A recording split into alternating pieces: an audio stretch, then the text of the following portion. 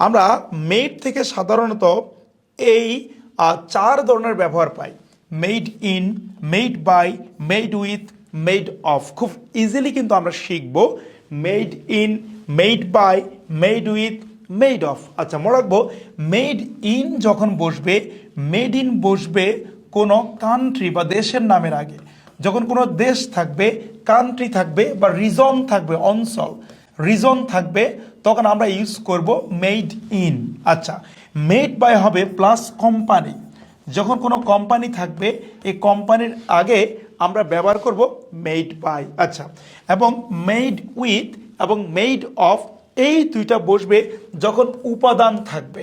যখন কোনো উপাদান বুঝাবে তখন আমরা ইউজ করব মেড উইথ, মেড অফ। এই ক্ষেত্রে মনে রাখতে হবে মেড উইথ বসবে যখন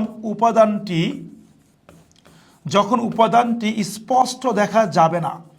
স্পষ্ট দেখা যাবে না, যখন উপাদানটি স্পষ্ট দেখা যাবে না তখন আমরা ব্যবহার করব মেড উইথ। আর মেড অফ ব্যবহার করব উপাদানটি স্পষ্ট দেখা গেলে। তাহলে